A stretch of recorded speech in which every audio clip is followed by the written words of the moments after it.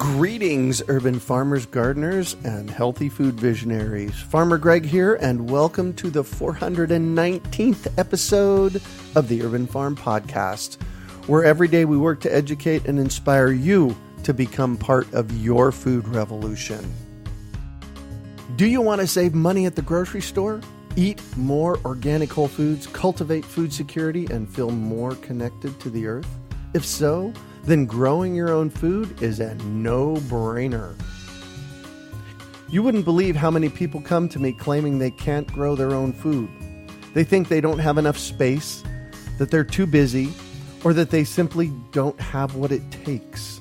Perhaps you've fallen for one of these gardening myths. If you think you can't grow your own food, or if you think the only food you have access to is what you buy in the grocery store, I have a life-changing webinar that you need to see. It's free and will help you unearth your inner gardener. I've helped thousands of people just like you grow their own food, and I'm speaking from my own experience when I say that with the right knowledge in place, there is no such thing as a brown thumb. With this free webinar, you can begin making your own garden dreams come true and start growing delicious, nutritious food for your family. Just text GARDEN to 44222 or go to iwanttogarden.com and you'll receive our free webinar about the 7 key factors you need to know to grow your own food. Remember, that's GARDEN to 44222 or iwanttogarden.com. Today on our podcast, we have someone who teaches how to garden with limited space. We're talking with Nicky Schauder about growing food in small spaces. Nicky and her husband Dave are passionate about helping suburban families grow their own food. Together they run Permaculture Gardens at growmyownfood.com, a web portal to help you grow abundantly. In 2017, Permaculture Gardens won the grand prize at the Green Festivals in Washington, D.C. for Most Innovative Sustainable Brand. Their work has been featured in Huffington Post, Permaculture Research Institute Australia, and greenamerica.org. They also volunteer at their local Title I school and started a permaculture garden after-school program for the elementary kids there. Welcome to the show today, Nicky. Are you ready to rock your small garden? I sure am, Greg. Excellent. So I shared a bit about you. Can you fill in the blanks for us and share more about the path you took to get where you're at today? Certainly. So my childhood was pure city life in sprawling, polluted Manila, Philippines. Wow. But I lived in a compound where there were old star apple and sweet sop or custard apple trees growing, and lots of tropical understory. Not very well tended, but that compound with its stark contrast, the garden with its stark contrast to the pavement and heavy traffic outside our compound gates, seemed to seed a yearning in me to do something about the environment. Despite the fact that I knew next to nothing about gardening, I was a black thumb. Well, fast forward to 2006, I'm married here in the U.S., and the first 2 of our 6 children, Zoe and Ethan, started exhibiting severe food allergies soon after birth. Sorry. Yeah, Zoe was diagnosed with failure to thrive, which means she just wasn't gaining weight. And she was allergic to all nuts, milk, eggs, gluten, chicken, peas, and even beans. Wow. And so that diagnosis, failure to thrive, that's really our medical system saying, we don't know, right? Yes, we don't know why she's not growing. And they tried testing and everything, and they really couldn't understand why, because there were no lesions when they did an endoscopy, but she just wasn't gaining weight. And then our second child, Ethan, was born, and he became allergic to fish and all nuts by 6 months of age. Wow. Yeah, so we started questioning the food system. You think? Yeah, we were at this time still eating McDonald's and buying at Costco and fast foods. But because of the allergies, we decided to go organic. Not all at once. First, we bought organic milk, then eggs, then some veggies, until little by little, our grocery prices went through the roof. And we thought, what if we grew all of this ourselves? So, on one of our bookstore dates, Dave and I stumbled upon a homesteading book which mentioned permaculture. And then, Googling it up on the internet, we started watching one permaculture video after another. And among these, the most life changing videos we came across was John Liu's documentary on the lowest plateau in China and Jeff Lawton's Greening the Desert project in Jordan, where they only get 4 inches of rain a year. And they now have managed to grow desert climate food forests. Mm-hmm.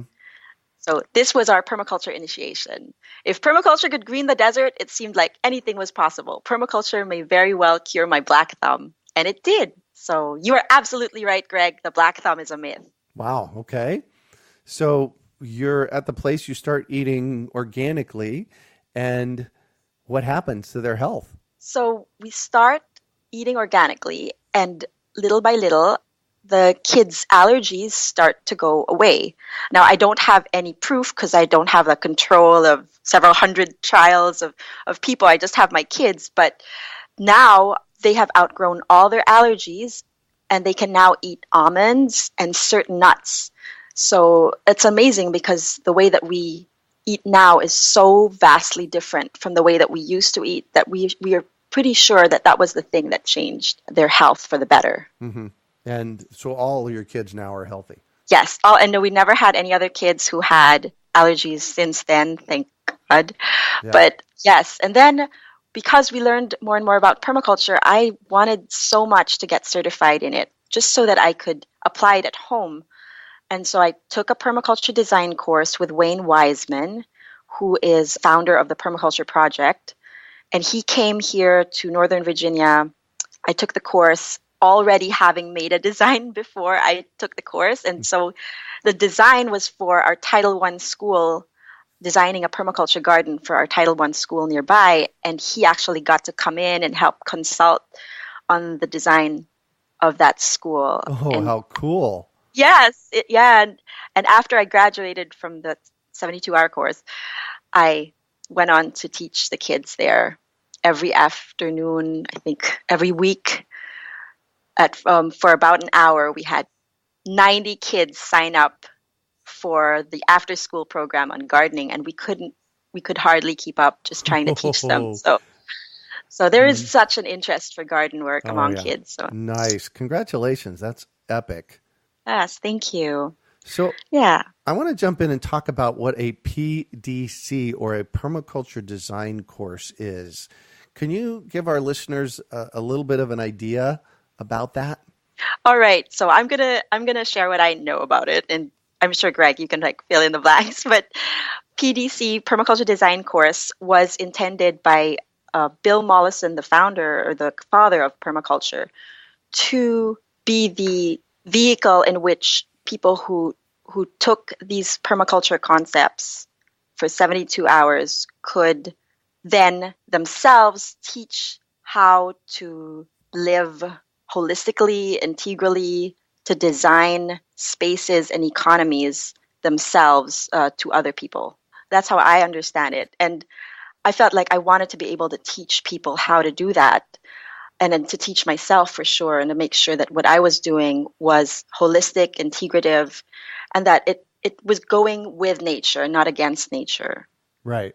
So can you define permaculture for us? Okay. What makes permaculture gardening different than regular organic gardening? Mm-hmm. Because not all organic farming is permaculture, but definitely permaculture farming or permaculture gardening is always organic, and it's beyond organic even, because it takes sustainability into consideration. I always remember Bill Mollison, like I said, the father of permaculture, chiding people from the Environmental Protection Agency, consulting with him and talking, quote unquote, about sustainability. Bill Mollison asked them, what is your definition of sustainability anyway? And do you know this? No one could answer him when he asked them that. So Bill Mollison says, sustainability is when the output of a system far exceeds the input to the system. I'd actually like to add a little bit to that, because that is actually brilliant. Uh-huh.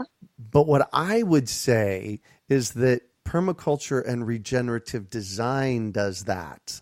So recently, people have been using the term regenerative and saying sustainable is passé.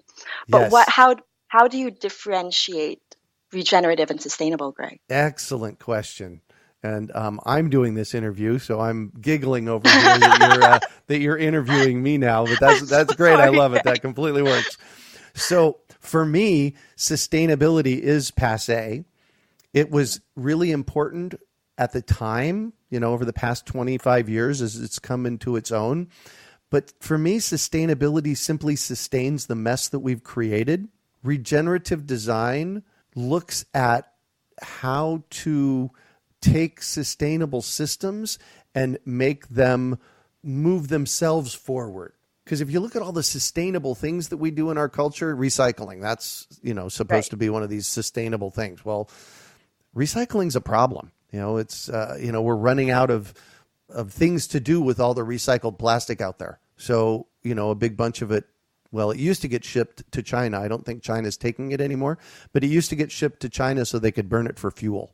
Right. And I mean, they always ship stuff to Asia. When I was growing up, the States dumped a lot of nuclear waste stuff near the Philippines and tried to cover it up. And they're always shipping stuff to Asia, and you can't ship them anymore but then there is a cause for that new word, regenerative, then. Yes. So that is so good to hear. Would you do me a favor and read that or share that Bill Mollison's definition again? Yes. So Bill Mollison says sustainability is when the output of a system far exceeds the input to the system. Yes. And the systems are designed by nature to create more abundance than was there in the first place. Yes. Right? Wow. That is true. Cool. Another way that they differ has to do with economy. And permaculture, like you said, is a design system that is not just for growing vegetables abundantly. That's one of the results of both permaculture and organic gardening. But permaculture systems look to the whole surrounding neighborhood and long to create a cyclical economy where there is no waste. In fact, the more I think about it, permaculture, in my mind, is like a 3D spiral economy. Your garden community gets better and better, more stable, more resilient to pests with each year, with each iteration, with each growing, so much so that you can support your entire village and maybe even feed the neighboring village. That's what permaculture gardening is to me, as opposed to just organic gardening. Yeah. Wow. That was brilliant. Good job. Oh, thank you. So you've studied permaculture for a while now, and you've taken the concepts of permaculture, which permaculture isn't just about gardening. It's really about how we live our entire life. But you've boiled it down to your small gardens. So how are you overlaying permaculture on your small garden projects? Well, to get people to think that they can grow in a small space, or at least to get them out of the mindset that they need a lot of space in order to start growing their own food, my husband Dave and I often give them very quantitative answers. For instance, you can grow $700 worth of produce in a 10 by 10 square foot garden bed.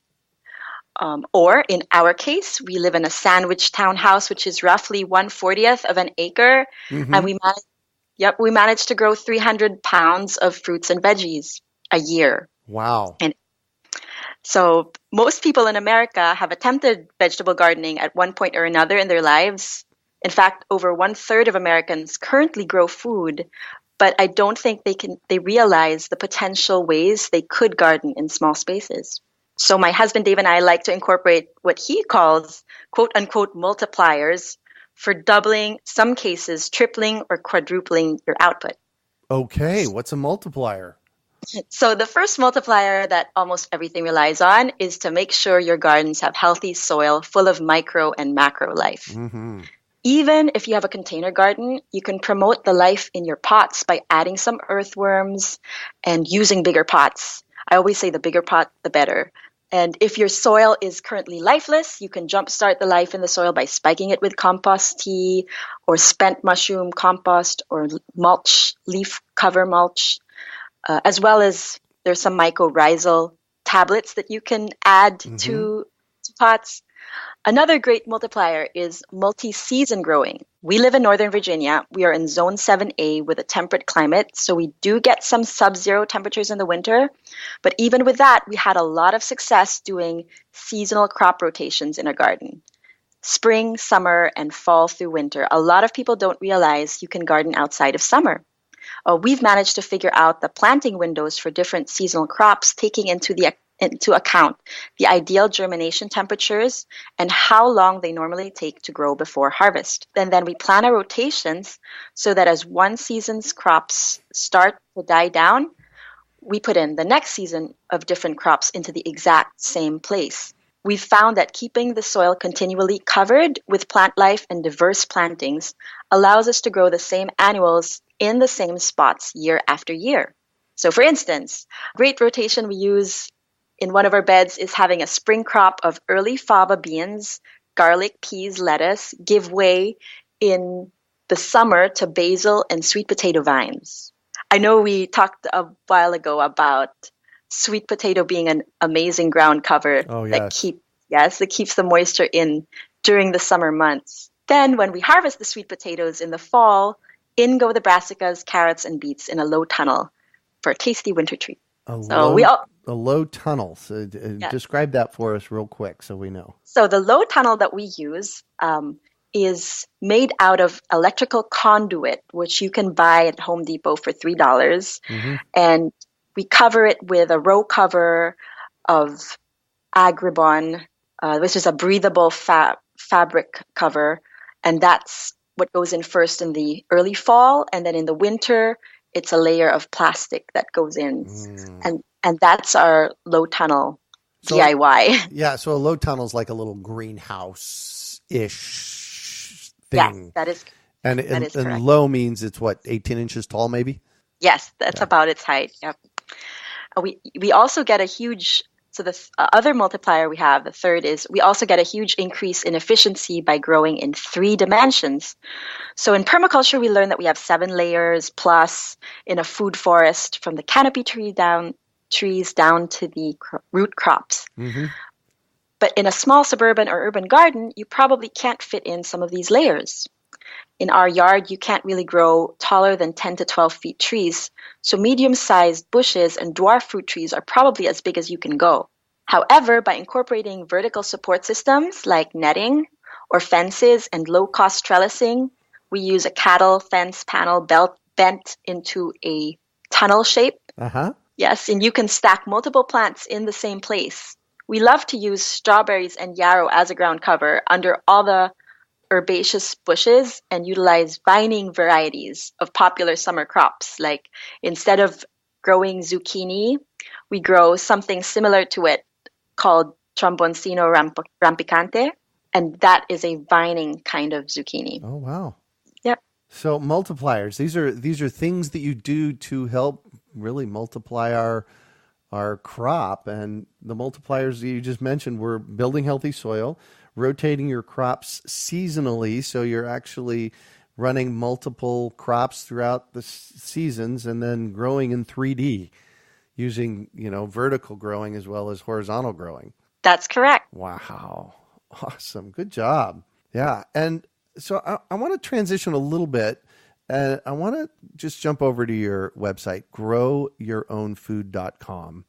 And I'm on the Why We Grow page. And when I saw this morning, it was like, wow, we need to talk about this, because you have 4 really amazing reasons why you grow. You grow to feed your family. You grow to change the world. You grow for spiritual reasons, and you grow to be happy. Talk to me about that and how that came about. Okay, so the first is we grow for our family, and I talked a little bit about this in the beginning. We want to be able to feed our family the healthiest, most nutritious food that there is available.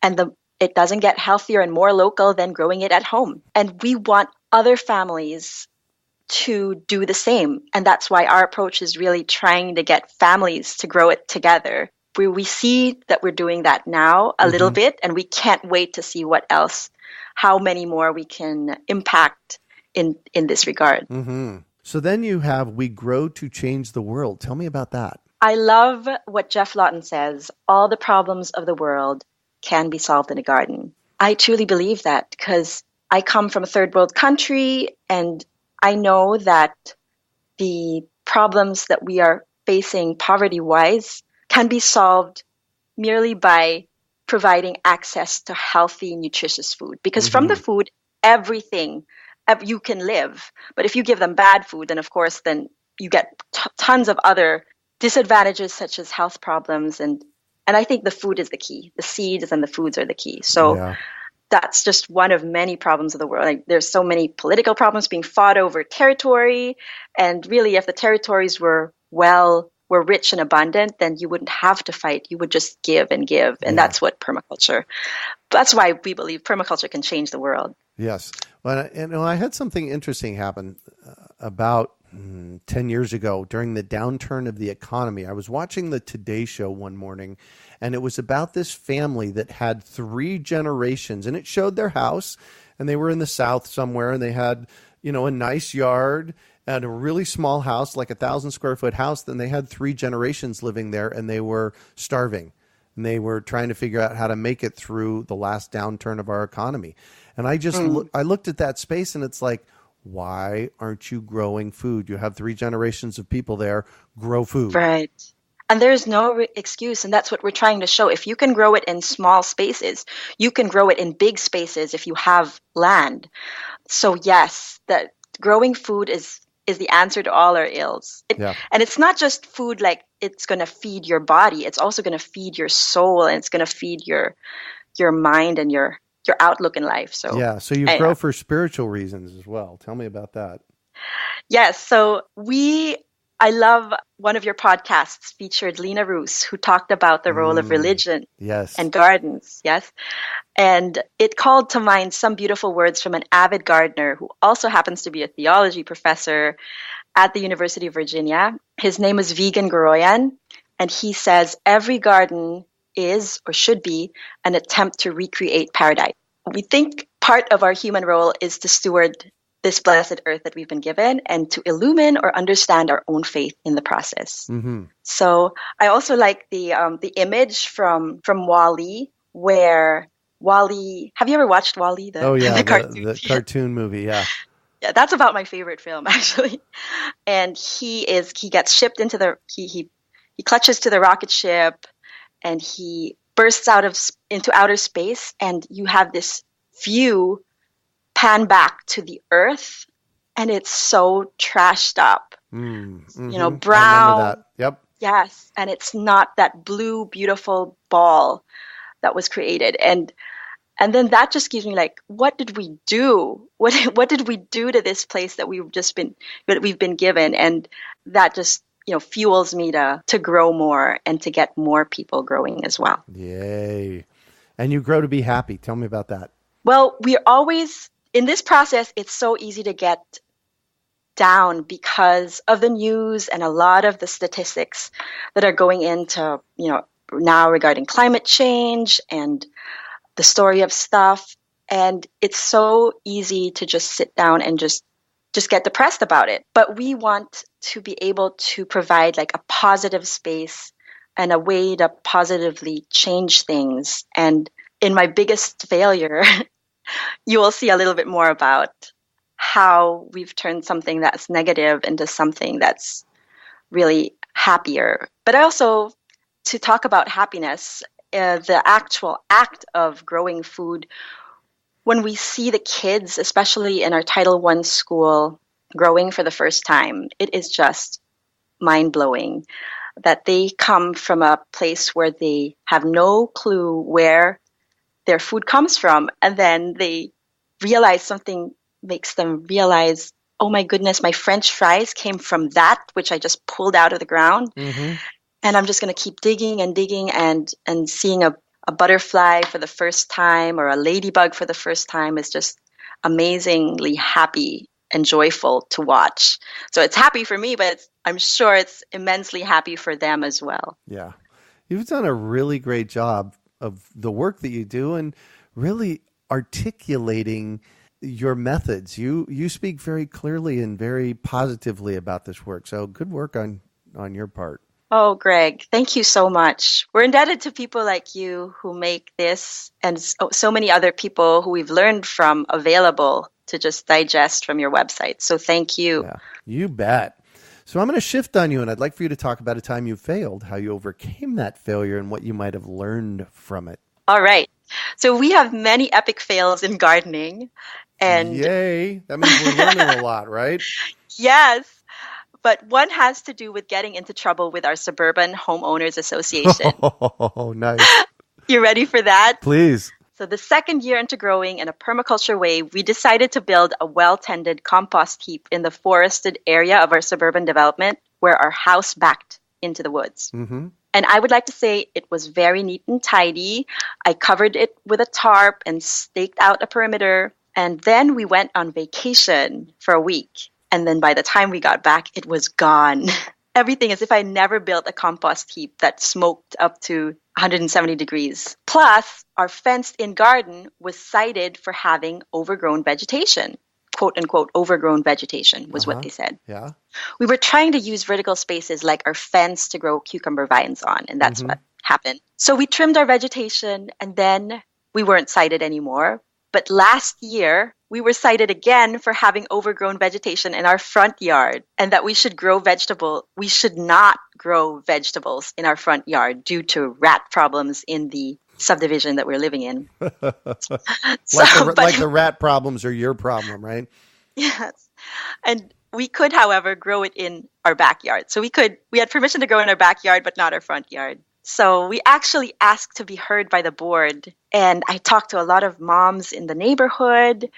And so I go to this board meeting a little late. And by the time I get there are lots of these moms already there, like grilling the HOA board and asking them why we couldn't grow food. But it was all very respectful. And so I showed them our work at Permaculture Gardens, and more importantly, how our front yard was bringing the neighborhood together and building community. And at this meeting, they listened to us respectfully, and they said, as long as you take care of it, it should be fine. But then a few weeks later, we still got a similar citation saying, get rid of the vegetables in the front yard. So that seems like an epic fail, but here's the lesson that I learned. Mm-hmm. Getting your neighborhood friends together does create an impression on these HOAs, even though they didn't legally, in writing, let us grow vegetables in the front yard. They heard us out. And there's now a discussion started on vegetable gardening in the community and working to change out our landscapers' use of Roundup so that would be huge. And at least there's some discussion on that started. Yeah. Another lesson learned is to test the limits of how much you can grow despite HOA restrictions. Yeah. Because we still do it anyways. And we post that we're growing it on social media and they just don't seem to see the vegetables in the front yard. So it could be one of two things. They're either unfamiliar with the look of vegetables. Which is probably the case. Which is probably the case. Or they may be intentionally turning a blind eye to our particular home because of the civil discussion we had at the HOA board meeting. I suspect it's number one.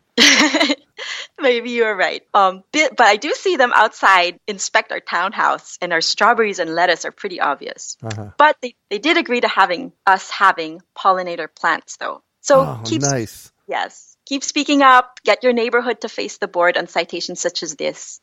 There are some developments to the west of us where neighborhoods are very open to growing in the front and backyard. So things are changing. Wow, cool. Good job on that. HOAs are a hard one. I've always been a fan of, rather than trying to change them, all of the HOAs here in the Phoenix metropolitan area, I always encourage people to, do it one at a time. Mm-hmm. Work with your neighborhood, work with your HOA board, and get them educated.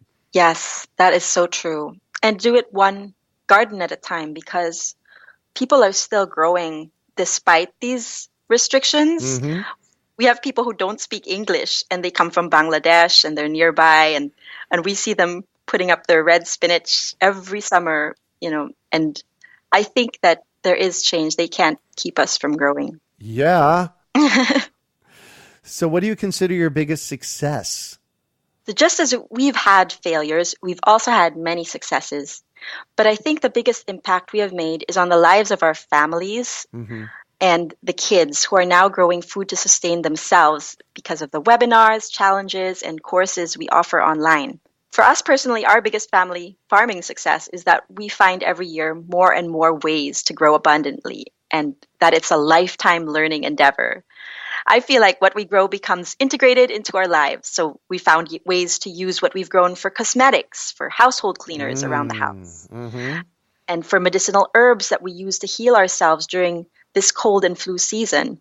So we've grown in that belief that this integration with nature is how we were meant to live. Beautifully said. Thank you. What drives you? So, like I said before, we believe that our human role is to steward this planet.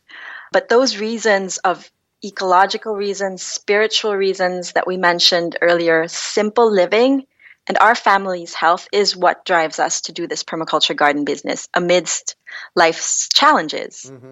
And once again, I have to say, more in a garden grows than the gardener knows. And the benefits of gardening are so much more than I can even describe. Just your peace of mind and your participation in improving yourself, your neighborhood, and society comes just from that one act of planting a seed. Yeah. So that's what drives us, our About Us page. No, that's beautiful. Why we grow. Yeah, that's beautiful. If you could recommend one book for our listeners, what would it be and why? So I would recommend a book by my teacher, Wayne Weisman, Daniel Halsey, and Bryce Ruddock, entitled Integrated Forest Gardening, because I use it when I want to put together plant guilds, and I love that he extends permaculture teaching. For instance, he says things like there are 7 or 9 layers of food forest, but there are like infinite other ways, other layers in a food forest that you have. And this book is good for selecting plants that work well in guilds and is aimed at North American audiences. Can you tell us what a guild is, given you brought it up? So a guild is a grouping of plants where each plant has, I would say, more than 2 functions, and that the functions are such that in concert, all the plants in that template create a more abundant harvest than if those plants were planted individually in a monocrop, for instance. So it's also called a polyculture, but really it's a concert of players all making one symphony of an abundant harvest for you. And that's what a guild is in permaculture. I like that you used the word symphony in this case. That was beautiful. Thank you. Cool. Book number 2. I also recommend the book I Quit Sugar by Sarah Wilson as a resource for finding clever ways to use leftover foods. I say this because you can compost that food that's left over, but you may want to see if you can still reuse it first. Awesome. And what one final piece of advice do you have for our listeners? So, Greg, I'm sure many of your listeners are aspiring or veteran gardeners. So this advice focuses on how you can manage your expectations when you garden. Ooh, good. There can be those moments when our best laid plans for our gardens go awry. And we've had plenty of those, when the weather or bugs or the plants we thought would yield a huge harvest simply don't yield anything. So those moments can be disheartening, but for us, these are actually positive moments because we are learning more about what can grow successfully or not in our garden. And then we can change our approach, tweak our designs, and try again. We have this attitude because we always start with the assumption that nature and life are abundant. Our plants and mushrooms in our garden want to be just as successful as we want them to be. It will actually boost your gardening to have this positive attitude because then you quickly get past focusing on the bad stuff and start figuring out the ongoing puzzle to better design and implement your garden. So the surefire way to improve your harvest is to integrate diversity into everything you do in the garden. Not just in the varieties of annuals and perennials you try to incorporate, but also in the types of experimenting you do. And we hope that you experiment away. Nature is full of diversity, so introducing some new perennial edibles into your garden every year will start to accumulate diversity year after year, and in turn, boost your harvest as it settles into a balanced ecosystem. We like to run 6 to 12 experiments a year. For example, last year, some of our experiments included growing dwarf edible bananas in containers, or sprouting ginger on the deck, and experimenting with low-tech ways to create and cultivate oyster mushroom kits. Many of these experiments don't work. Those 3 did. Yeah, but nice. But a good percentage turn out successfully, and it's because we try lots of different things at the same time and that we don't get bogged down in our failed experiments. Yeah. Well, and the failures are just learnings. They are. Each failure is a learned experience. Exactly. Well, thank you so much for joining us on the show today, Nicky. Thank you, Greg. Thank you for what you do. You bet. So I have 2 questions. I normally say, how can our listeners get a hold of you? So let's go there first. All right. So our website is growmyownfood.com. Growmyownfood.com. You can also find us on Instagram. Permaculture_garden is our handle. Mm-hmm. And on Facebook, we're Permaculture Gardens. Awesome. And you guys offer online courses. Tell me about them and what they look like, how you do that. Great. So our Grow It Yourself program, as we like to call it, is our monthly garden program for families who are just like we were, eager to grow, but perhaps easily discouraged by failed results. We want to be that couple that guides them through the growing process and starts them off by learning from our mistakes and using permaculture garden design from the very beginning. We do this through a step-by-step garden course, printable templates, online gardening apps, and a monthly online check-in with us and a community of growers. Ooh. Yes. And that's how we get to see and work with these families and view their backyards, their compost heaps, and together design their gardens to see what works in their climate and what doesn't. So what we're offering is permaculture education specifically for urban and suburban homes, whether that means growing in an apartment balcony or a community garden plot or a sprawling backyard. That's our Grow It Yourself program. Well, thank you. You've been very articulate and clear. I love your messaging. Good work. Oh, thank you, Greg. Thanks so much for your encouragement throughout this process. So thank you. You bet. You can find show notes from today's podcast at urbanfarm.org/grow my own food. We are your urban farming resource. You can find our podcast on iTunes, Google Play, Stitcher, iHeartRadio, and every place that podcasts are found. Also visit urbanfarm.org to find articles, webinars, courses, and more. Well, that's it for today. Thanks for joining us on the Urban Farm Podcast.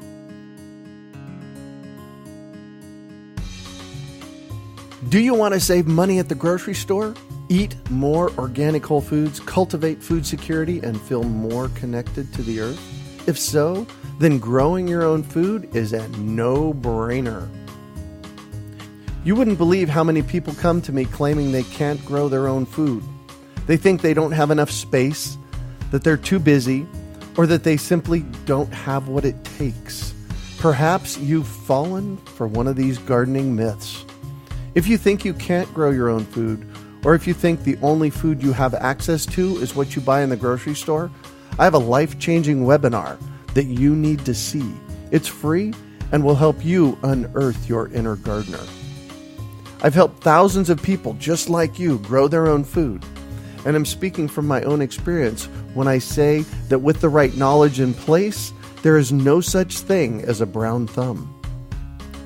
With this free webinar, you can begin making your own garden dreams come true and start growing delicious, nutritious food for your family. Just text GARDEN to 44222 or go to iwanttogarden.com and you will receive our free webinar about the 7 key factors you need to know to grow your own food. Remember, that's GARDEN to 44222 or iwanttogarden.com.